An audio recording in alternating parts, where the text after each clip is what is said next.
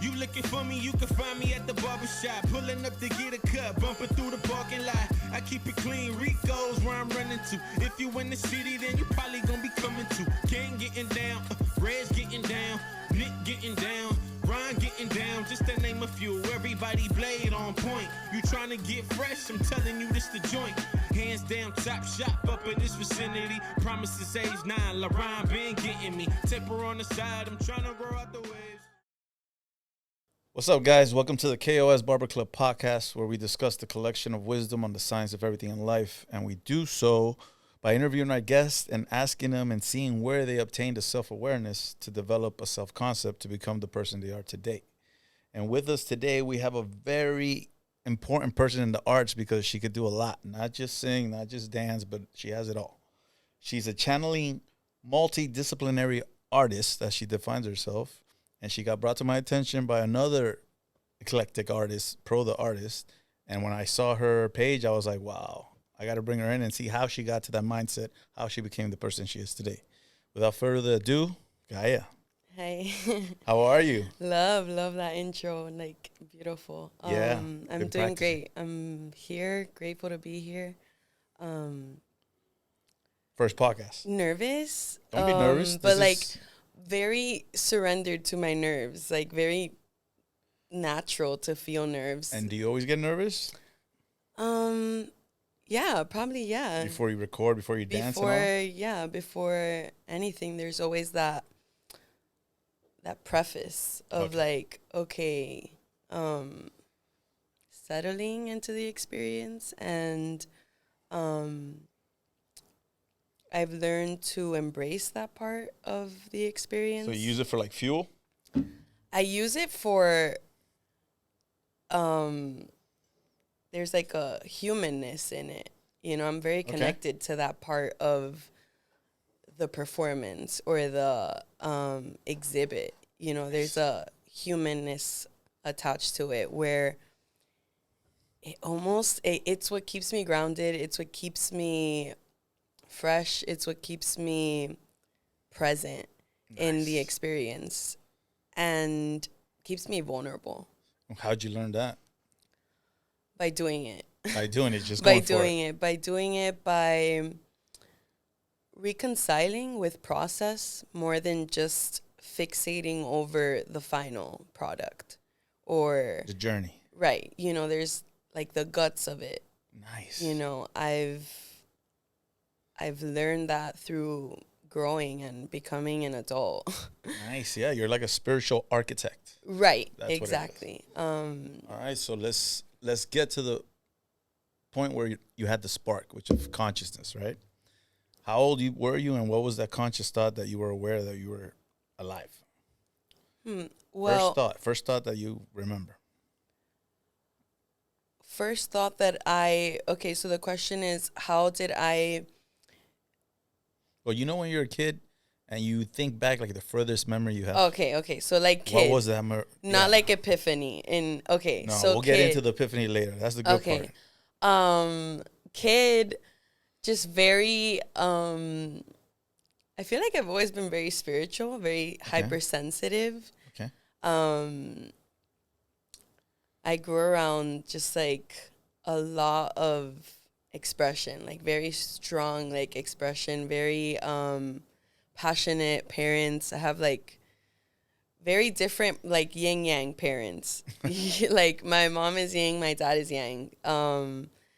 Very individualistically expressed. So just a lot of influence. Okay. And then there's me, that I'm like this hybrid child that I want to say without judgment, like there's conflict. There's a conflict in me as a child that I resource to art. You know, that's where art was like a calling for me. I was always very expressed, very dancing at a very young age. That was like my first love language. So dance is your first start. Dance is my first, the seed for me. Nice. Yeah. 100%. You know. So that's your first memory as a kid. Yes. Dance was my first calling. And do you remember music? Maybe a song that you remember as a kid? A lot of timba. Timba. Timba. For those that don't know what it is, it's let us know what timba is. It's a Cuban genre that is very like percussive heavy. My dad would play tumbadoras. Oh, so your dad's a musician? Not a musician, but just like it kind of like was in his religion. He was in Yoruba religion like as a kid. Wow. I wasn't involved, but I didn't get into the religion, but the auras of it kind of really like brushed off on me. So you remember that? Yeah, 100%. So that would be one of your first memories. Yes. Timba, tumbadoras. My mom was like playing like neo soul very like loudly. And like, that moved you. Yeah. Oh, for sure. It connected me. You separated that sound from other sound. You focused on it. Timba's like. What made you focus on that timba sound? It had to do with spirit. It awoke my spirit. And it was something that I didn't know. I wasn't conscious, but there was something moving me. Is that the intention of that music? I mean, every music. Yeah. I mean, like, I feel like music is that. Music is a bridge to connect you to your spirit. You either acknowledge that or you don't. I did when I watched Star Wars for the first time as a kid. That I don't know what it is about those chords and those symphonies that brings you to that. And I remembered that because when I went back to Disney, or was it Disney? Yeah. A universe. And I walked around and I started hearing that. I started feeling like I'm there. I'm like, wow, I remember as a kid, I used to love that sound. So strings. I know exactly. Like, it's connected to the heart. Yeah. Like heartstrings. Yeah. There's vibration. Connection. There's all these forms in which we can connect. We just choose to disconnect through it. Correct. That's a choice that you're confronted with. Okay. And personally, I'm always craving that connection. And when you say craving, you mean like looking for it constantly? That's where I'm at now. Or when you hear it, it attracts you to that. I don't distract myself from it. Okay. I follow it. Got it. And as, if we're talking about like epiphany, I've learned in my maturity, in my adulthood, like not to chase that. Okay. To really follow it versus chase it and maybe even force it. And what taught you that lesson? This episode is made possible by a dear friend of mine whose sponsorship allows us to bring you the highest quality episodes in the business. Our sponsor is caraccidentattorney.com. If you've been involved in a car accident and have sustained injuries, don't hesitate to seek assistance. Call 954-FREE-FEE for a complimentary consultation at 954-373-3333. CarAccidentAttorney.com connects you with the right legal experts so you can focus on your recovery while they diligently fight for the compensation you deserve. And remember to always live, laugh, and love. Peace. Heartbreak? Yeah. Wow. Heartbreak of, accepting perhaps like this fantasy has punctured, and I've experienced it. I've felt it, because vulnerability and surrender is not just for like, things that are pleasant to feel. Yeah. I've definitely held myself through some just intense emotions, and it's something that we need to maybe normalize as a human race. Correct. Yeah. To understand self. Yeah. To build an internal dialogue that is supportive of self, that is able to hold the space through any type of conflict or any spectrum of emotions, really. I always tell people, listen to your intuition. Totally. Without listening to intuition, you're pretty much lost in following other people's advice. Right. And a person's advice, because of their experiences in life, might be a good advice for their life that they see in you, but not necessarily is it a good advice for your life, what you're going through. Precisely. That's why it's good what you just said. You got to listen to self and that self-turmoil. And, I think it's why I'm so passionate about process, this process that this process that there is to reach intuition, you know, because sometimes you have to really like confront the noise that's before it, that voice. Okay, so let's pause it there. Let's go from when you were a kid, you heard the music. You grew up here in Miami? Okay. Born and raised. What schools did you attend, like art or just regular public schools, private schools? Because we got to get to the developmental stages and find out how you got to this mindset, because it's intriguing. It's amazing. So I grew up in Miami, but if you would have asked me, I was in Cuba. Yeah, like I didn't speak any English until I was maybe like 7. I tell people I'm from Miami. Oh, you're from Florida? I'm like, no, I'm from Miami. Right. Yeah, like, and I was in Miami, but I grew up in my mother and my grandmother pretty much raised me, and it was very like Spanish. Like I grew up in Little Havana.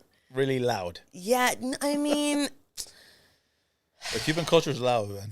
I don't know. Like, I mean, people say that. I mean, we know. can be loud. It can get loud, but I was actually raised by very traditional Cubans. Nice. Very heavy tradition. So, that comes with a lot of survival. Okay. A lot of survival. A lot of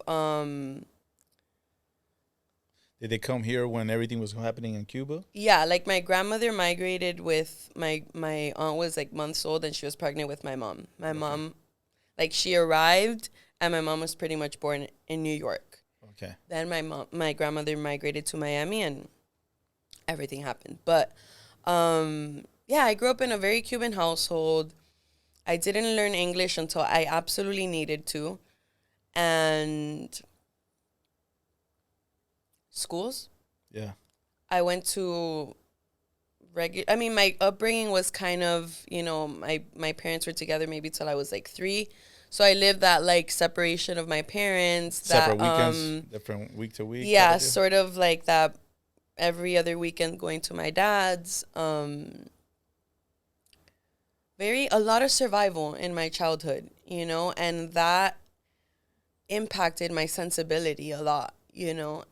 So when you were of age, let's say that was like around your 8, 9, 10 years old. Yeah.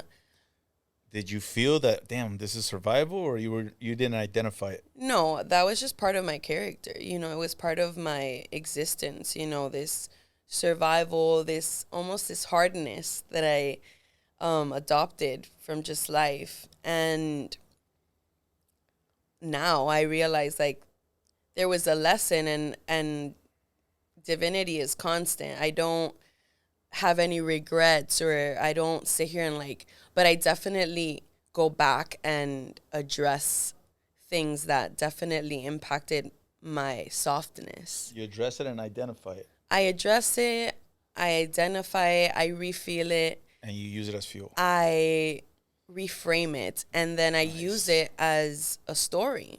I story tell. That's where my writing comes in. That's where my practice comes in.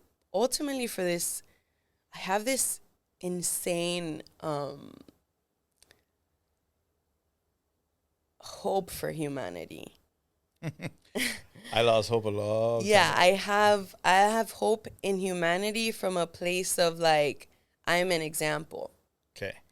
You know, from the puzzle piece that I am. Correct. You know, taking care of my puzzle piece for, you know, there's influence. That's a real thing. Yes. You know, like. That's why it's important to have knowledge of self so you could influence your true self. Exactly. You know, because if you exist in that frequency, it influences. It manifests. Yeah, like when I say I don't have any hope for humanity, it's kind of true, but the spirituality is where I focus on, because spirituality, intuition, gut feeling, knowledge of self is what really projects me, because without that, I would always be like the person following suit, and I don't want to be like that. Right. You know? Perhaps you don't have hope in the expectation. No, I expect things to change and things to, like, because everything in life is like it goes in circles, right? And then cycles, and it comes back, and at least I think we're in the stage now that people are able to detach from the schooling system. Like, you have to be here at this time, you have to do this, you have to do that, and people are now free to do as they please, because everything is faster, quicker. You don't really have to like learn a trait for 2-3 years. Now you can learn something in 2-3 weeks. Right. So now you're free, in a sense. But then that comes with a bad side of the card as well, because you could also learn things that are not true or real, which AI, we'll talk about that later, comes into play. But that's good that you said that. When you say freedom, you know, for me, like, I think there is this, like, this true disservice in what we do with that freedom, or what we've done with that freedom. You know, I think a lot of that freedom has been used to distract ourselves from again, like, this knowing of self, this spiritual connection to knowing the of self is not something you do one day. No, it's something that is ongoing. Exactly. It's literally so when you're committed to this, what I would call like a healing journey, or this journey of finding self, you're equipping yourself with a dialogue, a unconditional, like, a dance in life. Right. This unconditionalness with yourself of like, okay, because the self is also always changing. So there's not this like evolving. Right. There's not this blueprint of like how you do it one day is how you do it every day. Like, there's the dance. Correct. Of and how you dance is how it is portrayed. Precisely. Life, I mean, you know? Is how it manifests. Like, correct. You believe in manifestation? I believe in alignment. Okay. I believe in alignment, and I'm learning that, like, before manifestation was a concept that was like, it was outside of me. It was something that I chased versus something that I lived in, you know, understanding that I manifest what I'm aligned with. You know, if I feel worthy of that, it's that. And what age did you learn that trait? I'm just learning that, you know, like awesome. I'm, or not just, again, it's like, I'm learning to embody what I seek, or what I wish for, or what I desire. Of course. I'm learning to live in that versus perform that. Got it. So so when you were a kid, parents separated, I'm sure that you were torn, but you had to adjust. I learned performance at a very young age. I learned how to perform. I learned how to keep peace. I learned how to people please. I learned how to hold the weight of the energy of the room. How'd you learn that? And at what age did you start acquiring that? I mean, for as long as I can remember. Okay. Yeah, just a lot of people pleasing, a lot of like niña buena, like, you know. Yeah. Let's keep the peace. Let's you don't want to be the problem. You want to solve it. You know, right. Save. A lot of savior complex. That's good. I'm sure you did save a lot of situations. I mean, is that a real thing? Like, I mean, yeah, because like I've been in situations where there's been conflict, and just the understanding of like, this is not gonna get nowhere. If I say something, it's gonna get worse. So I'll agree, or I'll agree to disagree, but I won't take it to the point where you get upset or angry. Right. Because I read a book a long time ago that if you could control your anger, you have control of the outcome of any situation. Right. When you don't control your anger, that's when you're stuck in this parallel of like, I always tell people, have the emotion, think, and then have the reaction. Right, like feel it. Because people usually have an emotion, have a reaction, and then they think about what they did. They're like, damn, I shouldn't have done that. And that happened to me all my teenage years. Reaction versus response. Exactly. And ever since I started incorporating that to my day-to-days, I don't have those situations no more. You know, I don't have to bail out. Right. I don't have to apologize. I'm always like, you know what? Let me think. And then what I speak is really how I feel. Because my grandfather, when I was a kid, he told me, he goes, always say what you feel and feel what you say. And that stuck with me always. But I kind of like misinterpreted what he was saying because I would feel angry. So I would just speak anger. Once I started putting the thought in between, everything smoothed out. Right. That's what I mean around this space of like, of feeling. I don't need to move anywhere. Like, I just need to sit in this feeling. Okay. And iron it out. Right. Like, feel capable of sustaining that space. I think that's where reaction comes. It's like you don't see yourself capable of feeling this emotion, so you need to put it somewhere. Right. And usually, just by human design, it's out.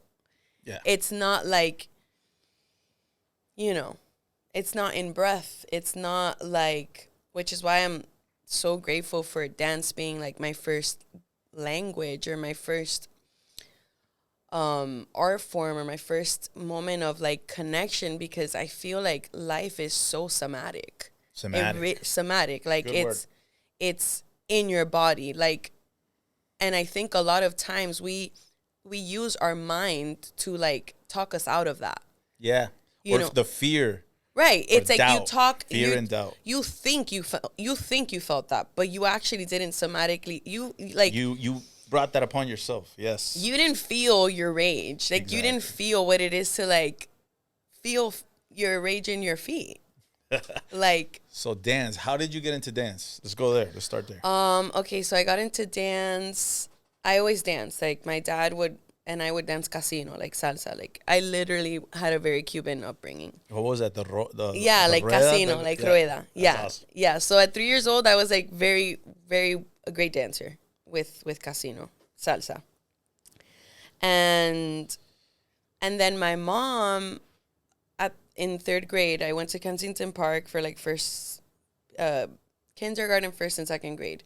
Third grade, I had the opportunity to audition to South Miami for like a more formal like dance program where they taught me classical ballet, like tap, jazz, like formal. Like a charter school. No, it was just a magnet. It was an art school. A magnet art school. And that was like the beginning of everything for me. Yeah. Awesome. Like, that for me was where I found my discipline, found a structure, found a practice, found something that I was obsessive about. Like, I just loved it, like. So how do you think your life would have turned out if you didn't go to that art school? Would you still be the same? I don't know. I really don't. I think, yeah, like, I'm grateful for that every day. Every day. Grateful for my mother. Like, for that to have, like, downloaded in her, like, okay, this might be a great option for Natalie. She wanted the best for you and you love to dance, so she put you in that situation. Yeah. That's good, man. And it was just, like, it was something, she knew what she was doing, in a sense, like, all of my, it was an outlet for me, Yeah, like you said, you were energetic, so you're probably nonstop. She's like, we got to put her something. Energetic in the, like, just emotionally very, like, passionate. It wasn't even like I was very active. Like, I'm sure I was active, but I was passionate. Like, you could hear, like, the voice I have now, like, I had that voice as a child. Like, very deep, very deep tone, like, very, I always like to be with the adults. Very, like, mature. Oh, wow. Yeah, I loved talking to adults. I like talking to adults that know what they're talking about. Yeah, no, I always, like, I didn't like animated shows.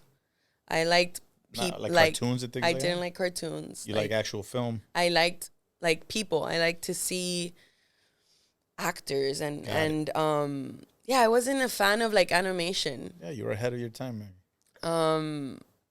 Yeah, like, I don't know if that was, like, me, You never watched that, the Mickey Mouse one? Like, I loved this Mickey Mouse Club? No, there was that movie. I remember as a kid. Was it called Fantasia or something? That it was more of a musical. and they would dance. And but I think it was animated. Yes. No. Yeah, it was not. Yeah, my favorite Disney film was Mary Poppins. Oh wow. Okay. So it was like actors. That was my favorite movie. Yeah, it was very Disney. My mom like took me to Disney a lot as a kid. Yeah. I think it was just her way of like, you know, that rupture of like my dad not necessarily being present. Okay. She tried to fill that void any way possible. And, you know, I think that's why I'm so passionate now about like a real internal dialogue versus a distraction with that void. Got it. You know, I think that's a huge part. I don't know if we're going into that later, but like that's a huge part of my artistry now. It's like, you know, I make music with a message. Like, what's the message? Your story. And the message is like storytelling, but also, storytelling and expressing what it is like to be a liver in this lifetime. From your perspective. Precisely. Well, that's just really all I can say. No originality, but that's what we're trying to get across. And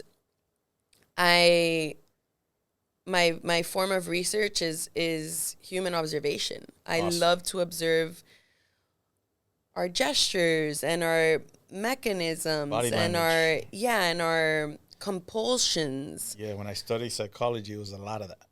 I love that. That's where like I'm not a researcher or like I don't necessarily like seek You don't Google it. I don't Google it. I don't awesome. seek research from that way. I kind of like receive it and observe it. I love observing. You observe it, you receive it, you interpret it. Yeah. And then you incorporate it Precisely. to your day-to-day. Precisely.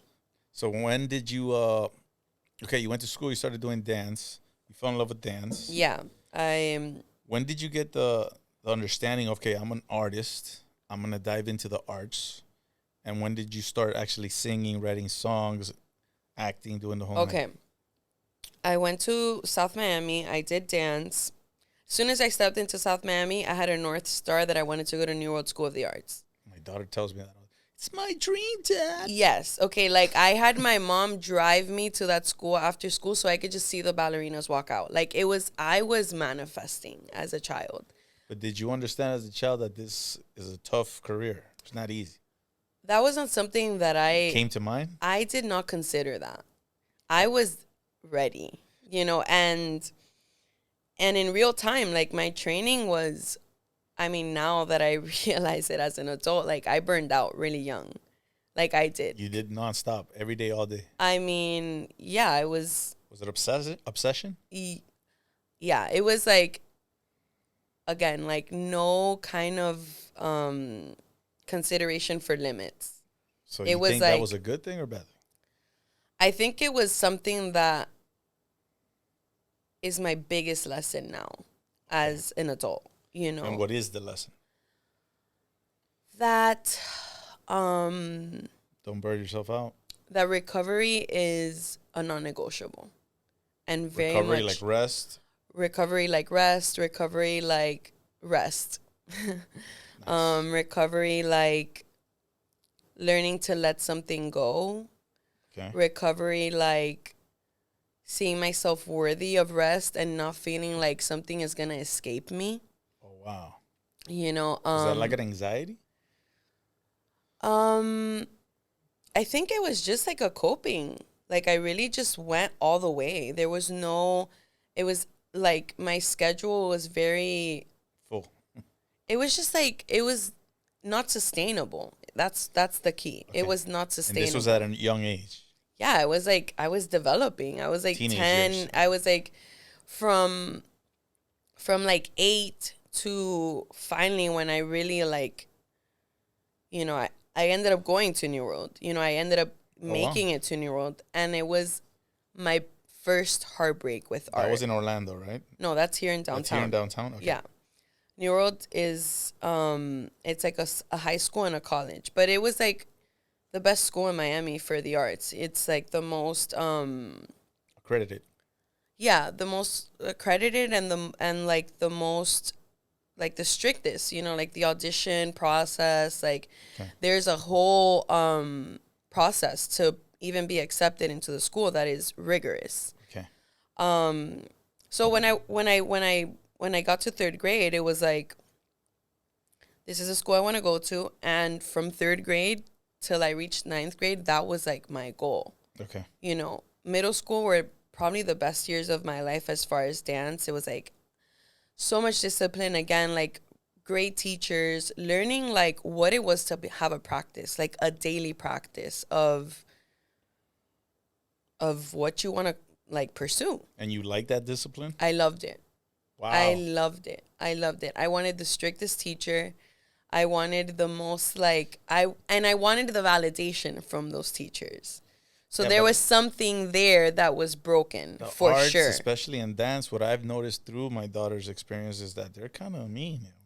100. And they thrive on that. And I'm the type of person, I'm very confrontational. Yeah. So my daughter never tells me anything. Your daughter needs you. Because my daughter looks at me and she doesn't tell me, but she tells my wife. And then my wife tells me, and then I'm like, what? We're going to that school tomorrow. Yeah. She's like, no, you're going to embarrass her. I'm like, bro, you can't talk to kids like that. Yeah. I mean, like I said, like my dad wasn't present, but your daughter needs you. You know, your daughter needs that that protection, that representation. And you as her dad also, you know, keep that. This is my unelicited advice. You know, keep that balance of, you know, this is something that she wants to pursue, but, you know, there doesn't have to be this like thick layer of suffering. That's what I told her. I'm like, why do you care what this teacher tells you? Like, what do you mean? She's well known. She's famous for this, famous for that. I'm like, doesn't matter. As a person, I don't think she's a good person. Yeah. Because I played soccer my whole life. I had good coaches, bad coaches. I had bad teachers, good teachers. And the bad teachers are always the ones that are like, I guess, trying to nudge you into what they want you to be or they want you to do. And I always tell her, listen to your intuition, listen to yourself. Because she doesn't want to do things and she's afraid to speak. Right. And I'm like, why don't you say nothing? Oh, because the teacher's going to take me out of the dance. Like, so she takes you out of the dance. Right. But at least you get to speak your mind and set, like, okay, this is my...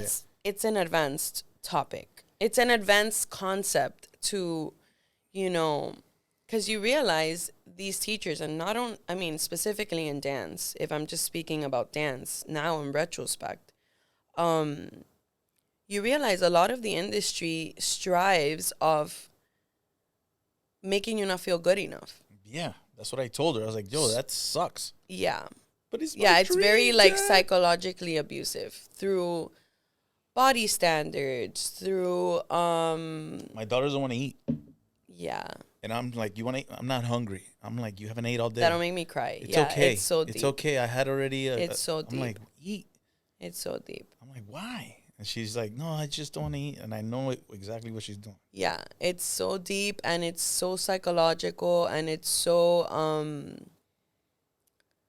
Why is that? Why do they do it? Because they want it to look perfect, or... I mean, it's like industries that are built like that's what it is, through right? time off these values, you know, and they're like engraved. And you liked all this. You know, I don't know if I liked it, but it was... accepted it. It was something I wanted to be a part. It was my dream. It was my dream to fulfill dance. And I thought that these were the requirements because these were the requirements that were like... So if these requirements... normalized. If they were normal, but they were tough, hard, difficult, did the fear factor or the doubt factor ever come into play in your teenage years when you were like finalizing, okay, this is how my life is going to go? Well... Or the trajectory of your life? I think it was more like, and this is where, you know, no one was like, this is not working. I mean, the parents don't know. They follow they you think, what you say. Again, it's like my upbringing, and this is what I mean by survival. You know, when you're in survival, you don't see yourself worthy of questioning anything. You just accept. There's like a real layer of conformity. Of this is what it is. We accept it. You know, like very much growing up, like, si hay una puerta ahí, like, hay una puerta ahí. You don't like open the door. You don't open, you don't knock, you don't try to like it. You just accept that there's a door. I'm different. I'm the one picking the lock, and I open it. Right. Oh, right. Sorry. Right. That was me. So I learned that. And so for me, it was like I became a master manipulator in my own existence of how can I manipulate myself to become this. Wow. So there was doubt, there was fear, but you manipulated I yourself. normalized it. I didn't really. How did you go about doing that? And did you ever regret that? Well, okay, when I reached New World, my biggest dream, I was also like, once I got to middle school, I was involved in a dance company outside of school. So I really started doubling. Like I was dancing in school, and the moment I got out of school, I was training with the company. So I was like finishing rehearsal at like 12 o'clock at night. I was like, just like a young girl, you know. That's expensive. Just like not expensive on my nervous system, okay. For sure. Okay. For sure. Like, and as a young girl and as a woman, like, I mean, hormones, like everything is out of whack when you're not recovering. You know, you're not getting the hour. Your nervous system is in a complete alert all the time. Wow. So, once I hit New World, my freshman year was amazing. Like I got the leads to all the pieces. My sophomore year, I was like working I had a manager outside of school. I had booked like a job in LA, which required me to travel. That was already like a no for the school. The school was like, this is not what, the school is very much like, we make our students. There's no like outside. So they were trying to lure you away from that? Long story short, it was very abusive. So they gave you the guilt trip? It became very abusive. They isolated me. Because you were like a prospect? What does that mean? It's like you were like a blue chip. You were separated from the rest. Like you had an actual talent that they wanted to keep like feeding. I was doing school, but I was also like working my career outside of school. Okay. Like they really, didn't want that. That was not something they were about. They did not like that. What? So this was freshman year. This was sophomore year. Sophomore year. The beginning of sophomore year. Once that kind of like, they already had like a bad taste in their mouth with me. So if it was already like an abusive dynamic with dancers and teachers and validation, this became really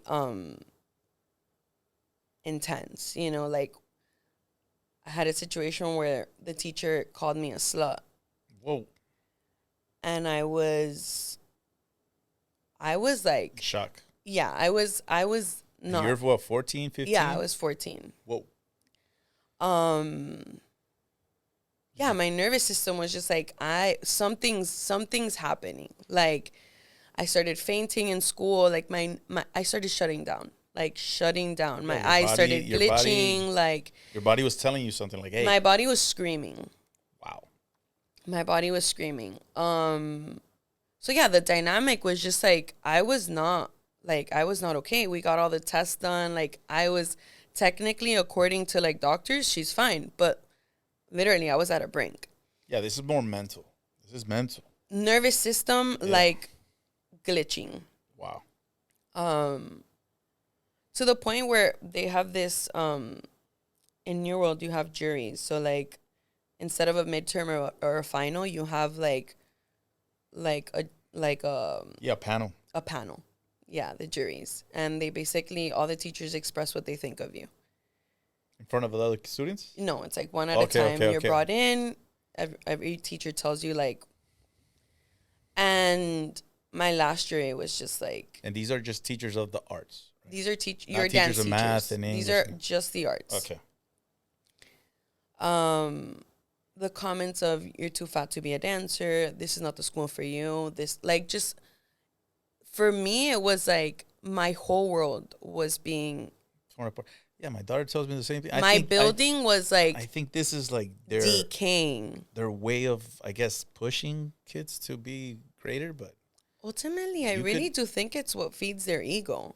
Yes, because I'm your teacher. I know better. I tell my daughter all the time, like, who the hell is this lady? Right. Like, what are your accolades? Like, what it is that gives you the right to talk to somebody like that? Like, oh, chill. Right. There's no humanity. There's no.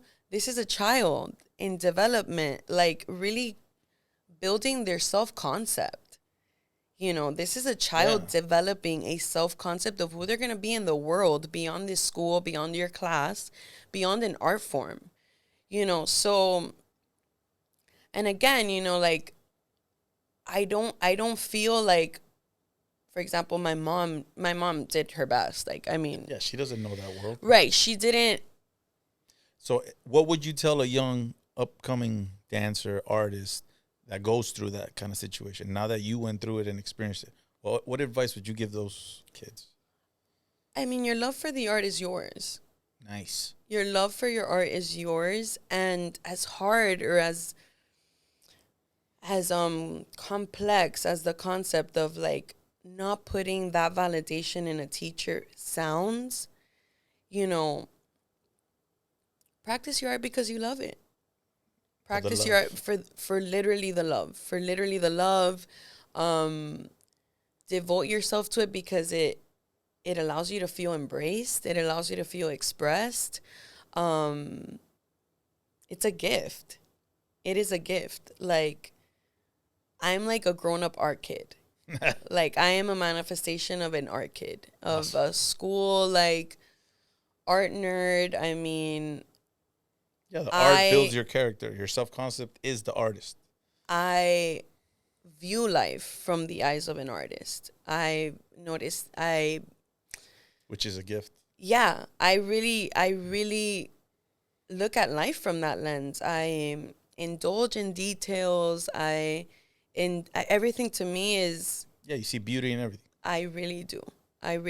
And that is what I now practice, what I preach, what I exist in, what I want to offer, you know. And that's why now, like, I teach, I do like intensives in high schools, and my ultimate goal or my intention is to create a safe space.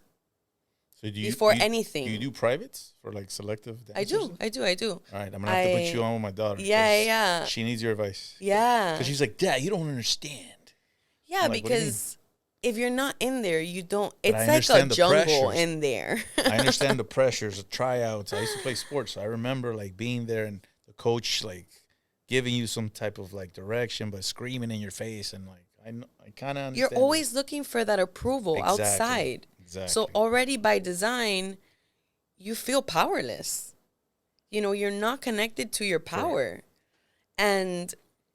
And that is, I feel like, the disservice that an industry has done. A lot of these industries are built of unempowered individuals, you know, seeking validation. And I don't just feel that around the dance industry. I feel that around the music industry. Like, industries that build systems that are...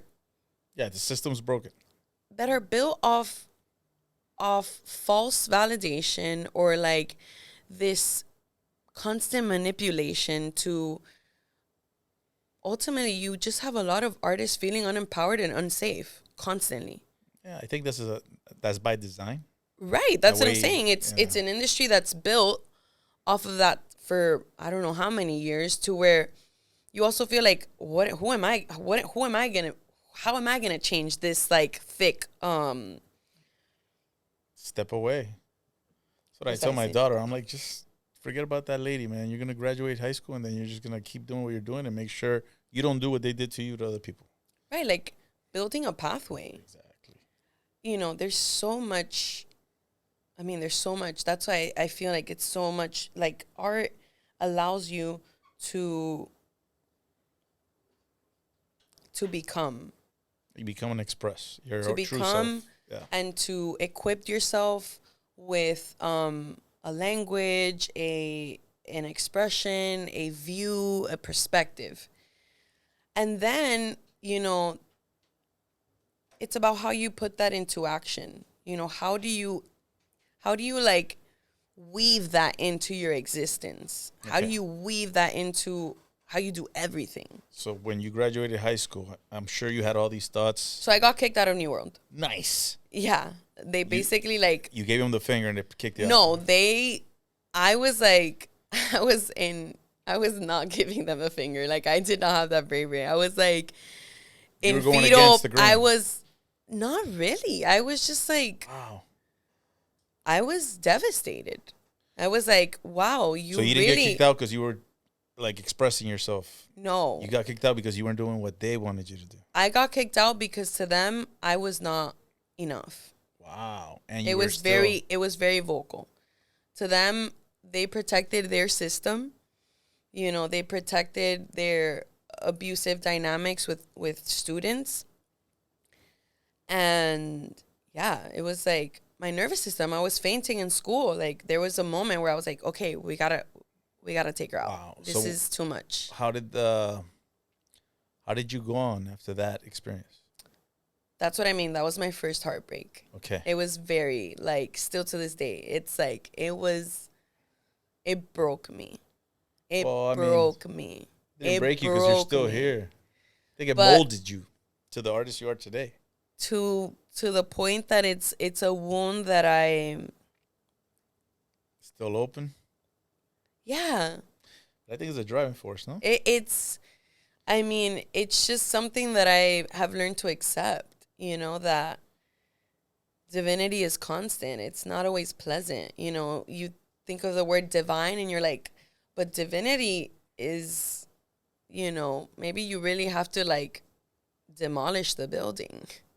To build again. Yeah, to make the space. Maybe you just have to acknowledge the space and the silence for some time. Nice. So I went from New York, I went to Miami High, which is my family, all of them have graduated from Miami High. So it was like a motif in my life, like in my upbringing, Miami High, Miami High. I went to Miami High my junior and senior year, and I was still working outside of school. Like, while I was in New World, I was maybe like 13, and I was choreographing for like all the Young Money videos. Like, I was in Lil Wayne's set at 13, like directing and choreographing. Like, I was very top. Like, just everything I did. Everything I did was around dance, choreography, musicians. So when New World happened, I kind of didn't want anything to kind of do with dance for a second. And that's when music came into the play. So you found a new expression. I was like, okay, like, let's navigate another. What was that conversation with self?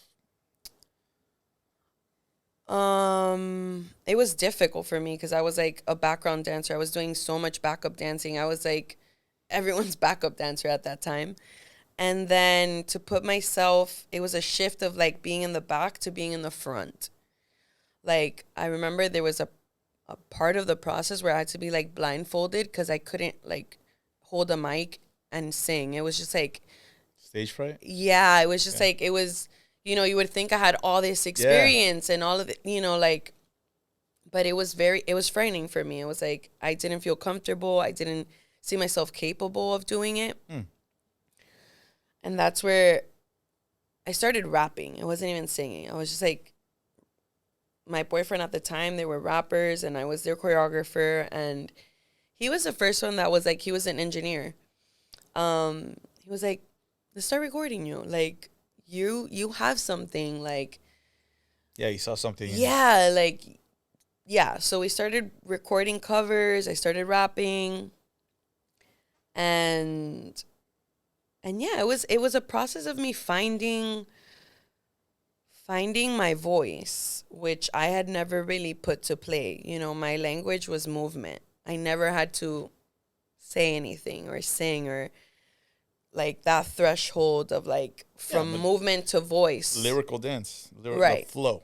Right. My language was movement. So in the moment that I had to find language with sound, it was a whole different stratosphere that it was like crawling again, you know. So you had a new love for the art, a new art.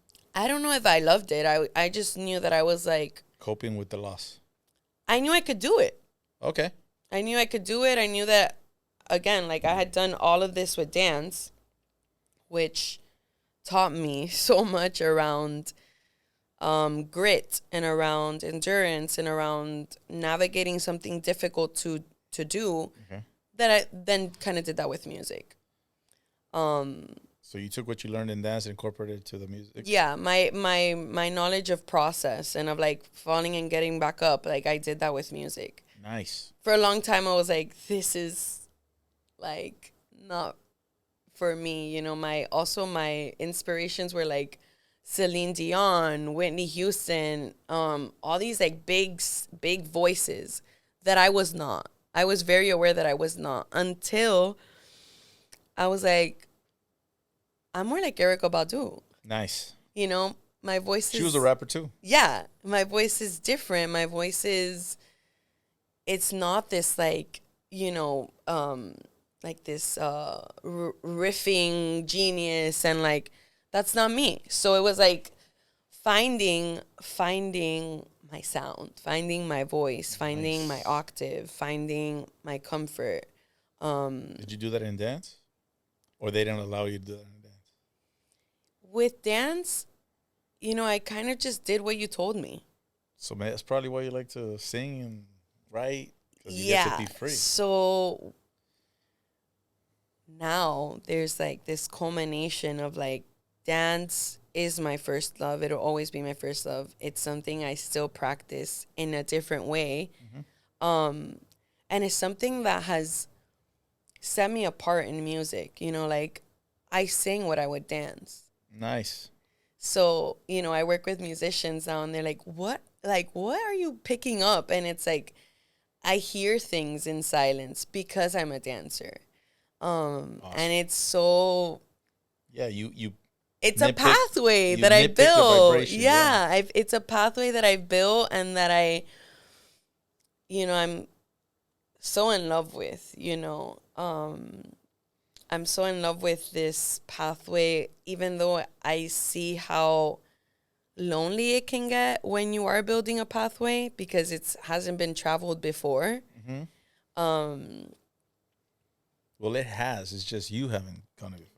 Right. I mean, I can really only speak from my experience. I know that I'm not the first one to do it, but it's the first time I'm experiencing it. So, how do you compare it to dance? You like it better? I know you said I don't even compare it. It's like, it's one thing. Totally different. It's one thing, you know.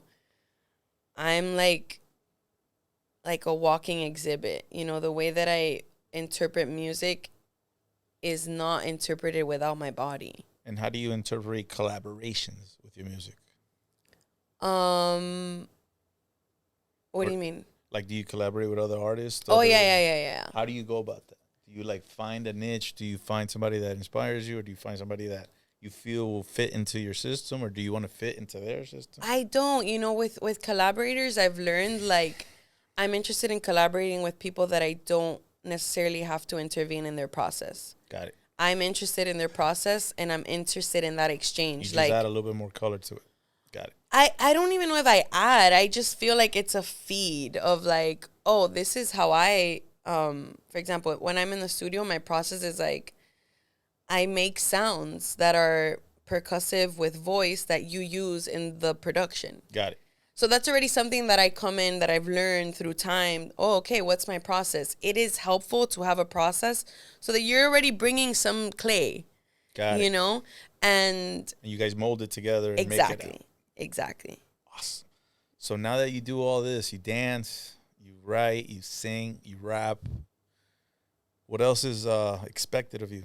Or what else do you want to manifest or just harness?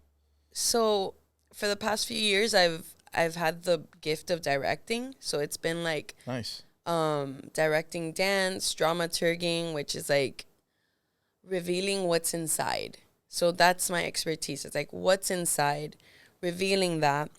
And ultimately what I wish for is through all these disciplines that I've explored, I'm interested in creating an environment of safety that allows for the person experiencing it to feel safe enough to receive the message in the music, wow, the message to feel, and take that. You know, there's something that you harness it and take it with you and create. That's awesome. Right. That's good that you're doing that, because that's what I try to get across to my daughter.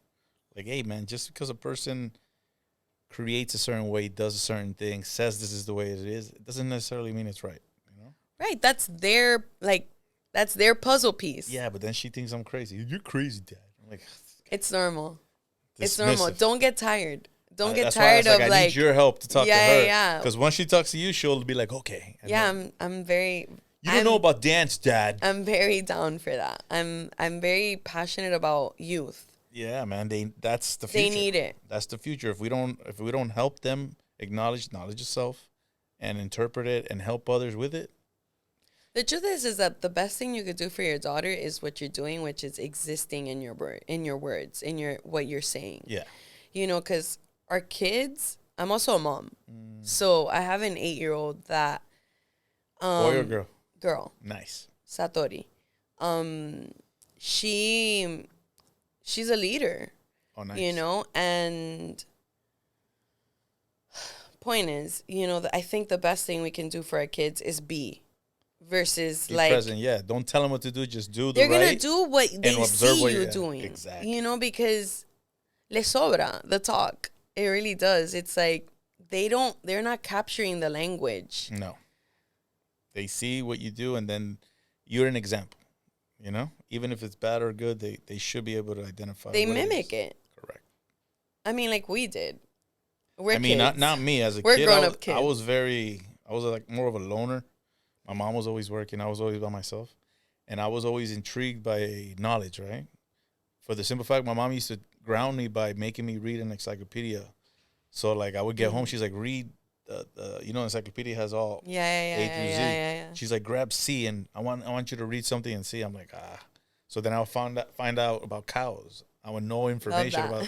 So I know a lot of things because I always got in trouble, and I read those books back and forth like at least 4 times every year. I would read it at least 3 or 4 times. You have like the ultimate fun facts. Yeah, but I was Googling before Google was a good thing. Right. I mean, encyclopedia is the way. And then there was days that I was bored because back in those days we had the rotary TVs that you only had like 4 channels. Yeah. And there wasn't nothing to watch. So I was like, I would just grab the encyclopedia and I'll start Google. I love that for I'll start looking through. I love that for all of us. Yeah, so when I was older, like 14, 15, I knew a lot of things that people didn't know.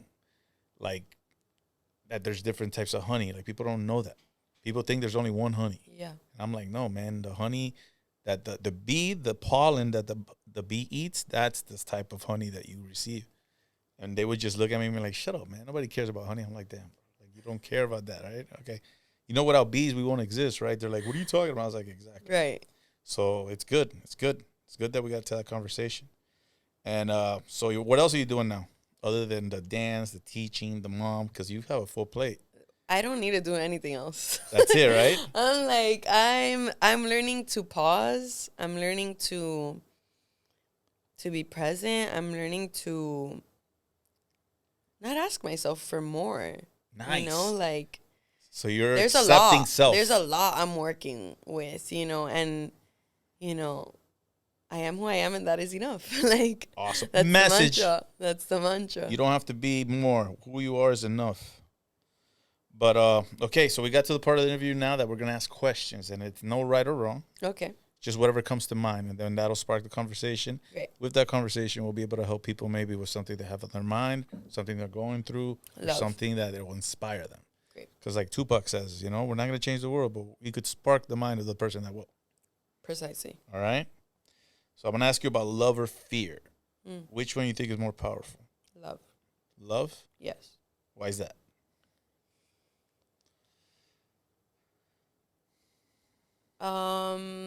which one's more powerful or which one's more common? Either or. Powerful, love, 100%. I really do feel like love is always the answer, like when you wonder, like, oh, like why,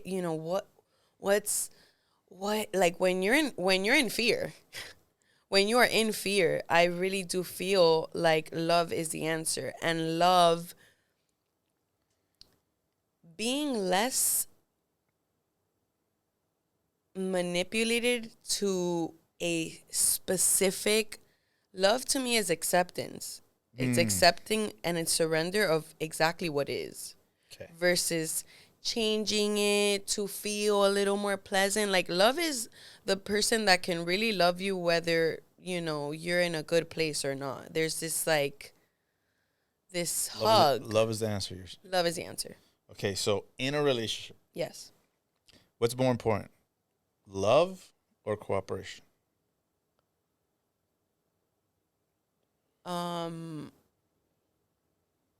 don't necessarily think that those two concepts are separate. I think relationships in general require consideration. So, which is, I guess, cooperation. I mean, there's an exchange, like in collaboration, and I think love lives there. Yeah, because I asked that because in people in a relationship, I was thinking about it the other day. Like, man, I love her, man, but I just can't. I can't anymore. And this is with a client. And I'm like, bro, if you love her, what do you mean you can't? It's like, bro, we can't see eye to eye. And I'm like, dude, you got to find a niche or a consideration to cooperate together. The thing is that love also needs to love has become this, like, very rigid idea. Nice. Of like, there's love in letting go. Ooh. There's so much love. There's so much love in letting go. And self. And really understanding this worked for me and now it's not. And there's love in that gesture. That's where I feel like there's almost this resentment to that idea where, like, love is that we stay together and, like, we just, we drain each other to a point where there's no more love. What happens when you literally preserve the love to the point that we're like, maybe we need a love from a distance, a different configuration so we can keep the love. Yeah, it's like an awakening that you understand. Of like, love doesn't mean that we're together forever. Love means that we're together for as long as we can be. Do you think that's something that comes within that you acknowledge, or you think it's just something that you see? No, it's something I practice. Okay. It's something I've learned to practice. I mean, after doing that rigid idea of, like, this is what it looks like to love. No. Like, love is like water. Like you trap water, it dies. There's a dance. And yeah, you need the current, the flow, the evolution, the constant checking in. Like, are we still in harmony? We evolve, and we can also evolve away from one another and still remain in love. You think we evolve from life, or we evolve from consciousness? Or do you think it's the same? I think it's the same. I think it takes bravery to have your life reflect your consciousness. Like, when you can match exactly what you feel with your life, it takes bravery. It takes bravery to say, like, I don't feel aligned in this way of relating anymore. Message. Like, you got to create. There's so much bravery. Life is such a brave act. Yeah, to live and life to be alone. Authentic in life is the bravest act. To Correct. really live in that authenticity. Yes. Versus avoiding that moment. Exactly. That fear moment. And get over the fear. Use fear as a fuel. That's what I do. Yeah, like, if it's fearful, like, do it scared. Do it scared. I get it. Like, if something brings fear, I'm like, bro, I got to address it right away. Yeah. I can't let it dwell. I can't marinate. No. Like if I have a problem or a situation with a person, I can't see them and just be like, oh, ignore them. No. Yeah, no. I have to be like, hey, what's up? But talk. humanity's operating in that I don't know. Humanity right now is all over the place. I mean, we are loaded with distractions. Humanity. I mean, you could be feeling I could be feeling a discomfort with you right now. And you're distracted. And I could look at my phone and forget that it exists. Yeah. Yeah. And avoid that.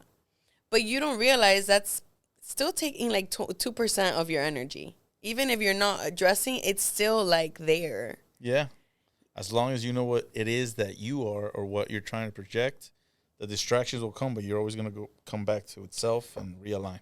Right. I mean, then it's not a distraction. It's a choice. It's like, oh, okay. All right. We'll get there. That's a question. That's funny you said that. All right. From all this, do you like to create from scratch or do you like to compare, observe, and then build from scratch? Scratch. And you believe that scratch. A person could say, oh, I came up with that? Do you think that's a thing? Sure. Think about humanity for how many years we've been around. Yeah, but there's a moment in which like it's kind of like, did the egg come first or the chicken? I know, but for me personally, this is my personal experience. Like, I find paralysis in that. You know, if I am considering that when I am in creation, I enter paralysis completely. Okay. You know, from scratch, for me is like your feeling. I'm like, I came up with this phrase when I was directing this last piece. I was like, I'm shaping wind. Whoa. Okay. You know, so it's like it's like something from above that you're bringing form to. That is what I mean by scratch. Yeah, I'm downloading it. Yes. Right. I'm downloading it. It's not like, I'm pretty sure it's someone else has tapped into that channel. Nice. And yes, maybe done the same thing, but right. You're understanding it now. Yeah. Awesome. Yeah. I asked that question because a lot of people are like, yeah, you could start something. I was like, nah, man, I don't believe humanity, as long as we've been around, and spirituality and intuition, consciousness, it's very difficult to say you came up with one thing. It's absolutely, we're like a cloth, and we're threads. It's all interconnected. Oh yeah. But you're still a thread that is vital to the cloth. All right. So with that said, what do you think is more important, knowing or understanding? Okay, what do you consider knowing and what do you consider understanding? Okay, because do you know why we breathe? Or do you understand that we have to breathe? You know? So knowing and understanding, because a lot of people might say, I know something, but they don't understand it. Like if I tell you this is red, you know it's red. Do you understand why it's red? No. Yeah, I'm definitely more in the knowing. Like, that's a very, I mean, I'm always understanding that every question is very layered. I mean, I think by design. By design. There you go. That's exactly it. Yeah, because we're taught that that's red. So we know it's red, but we don't understand.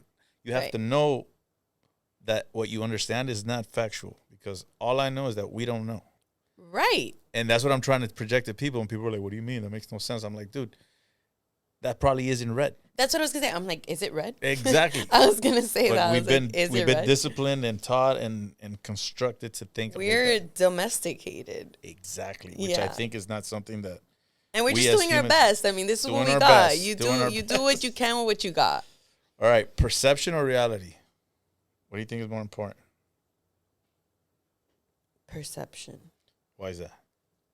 I mean, because perception being like what you perceive, yeah. What you perceive. I don't know, because I think perception leaves more space. Oof. You know, reality is more like, that's it. That's this red. Is it. The reality is that's like, red. Nah, my reality is infinite. And your perception is like, oh, well, that presents as red, but there's like a reaction. There's like so much that goes that has to work with like light. Correct. And shadow and yeah, it's not just one color. Correct. Right. All right. Wealth or riches? Which one is more important to you? Wealth. Yeah? Yeah. Okay. Wealth, I associate to health, and that's everything to me. Okay. So the joy or happiness?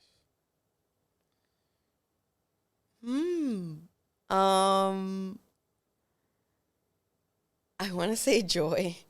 Yeah, because when you were dancing, I think you were having joy to go into the school, dance. Yeah, But you weren't joy. happy because these people were. But joy. Joy for me is like, and I'm learning that, I'm learning to trust the joy.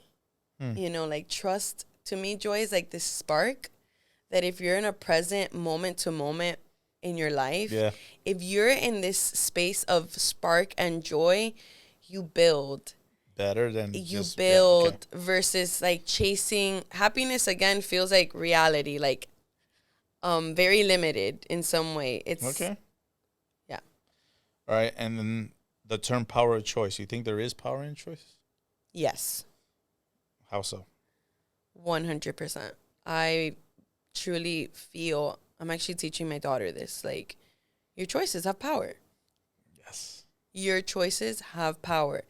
And that is where you feel empowered on a choice, like when you realize, like, on a moment to moment basis, you're making a choice, you gain power. You gain even the sensation of power. Yeah, I came up with that because my daughter one time told me, she's like, I don't have a choice, Dad. I'm like, what? Like, you have a choice. Yeah, 100%. Oh, what can I do? I'm like, you a lot of things. You Yeah. don't have to do exactly what you do. A lot of things. Yeah.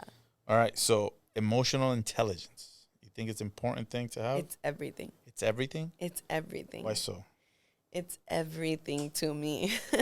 Emotional intelligence is what we've been talking about around having the space to feel an emotion and not have your intellect intervene. Okay. That's where it's like the intelligence is emotional. It's not mental. It's somatic. Somatic. Oof. So this is a good question. Pain versus suffering. Piggybacking off of that. What is the question? Pain versus suffering. What do you think? Pain is inevitable. Suffering is not. It's a choice. Suffering is a choice. Pain is inevitable. How you confront pain is what determines whether you're entering a suffering game. Nice. Logic or intuition? Intuition. Why so?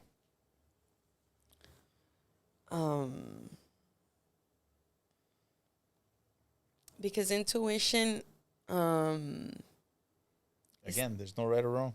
Yeah, I have to think. It's like, I have to like bring it down because it feels like, and then I have to like build a language. Okay. Intuition is what I feel is in the center. It's almost like the center of us is intuition and everything else is built around it. So the intuition is connected to something that our logic has no understanding of. Correct. It can't, it almost doesn't necessarily have access. No, that's when you need the knowledge itself. Right. Because your logic is not my logic. Right. Exactly. Good. Intelligence versus experience. What do you think is more important? Experience. Why so? Because I feel like that's the whole point of life. We're here for like a second. And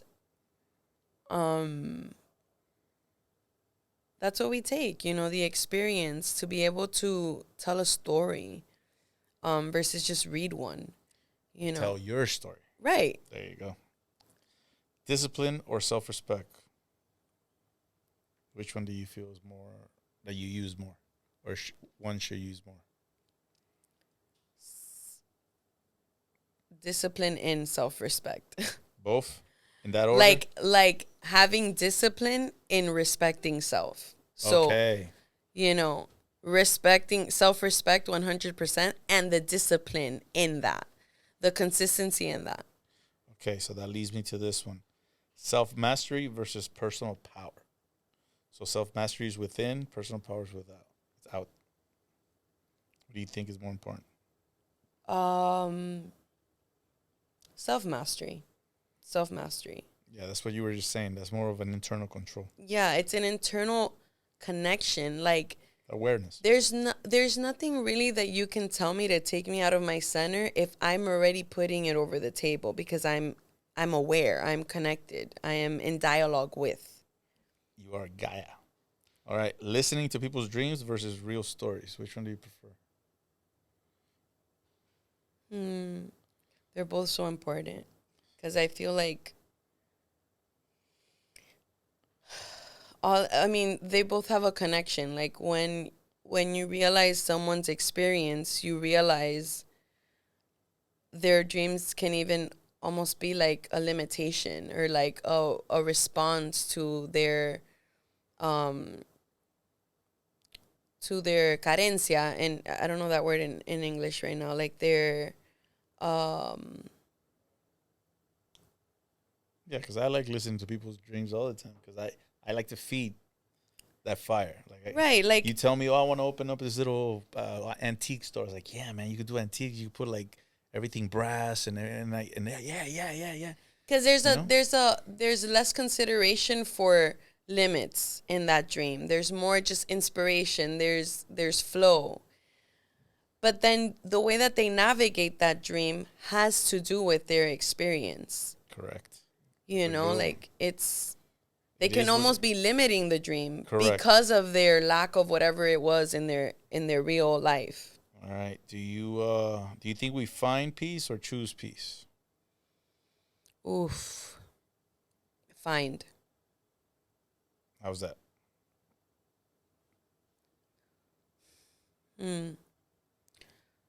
I think that's what we're all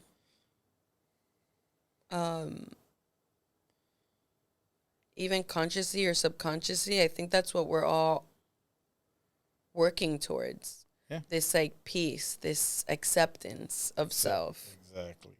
Which I say is a luxury. So then that goes to my next question. What is luxury to you?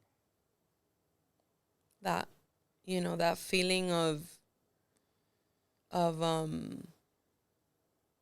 it's a state. Yeah. Like what I say is, to me, luxury is the absence of thought. If I'm somewhere where I'm not really thinking about anything, I feel luxurious.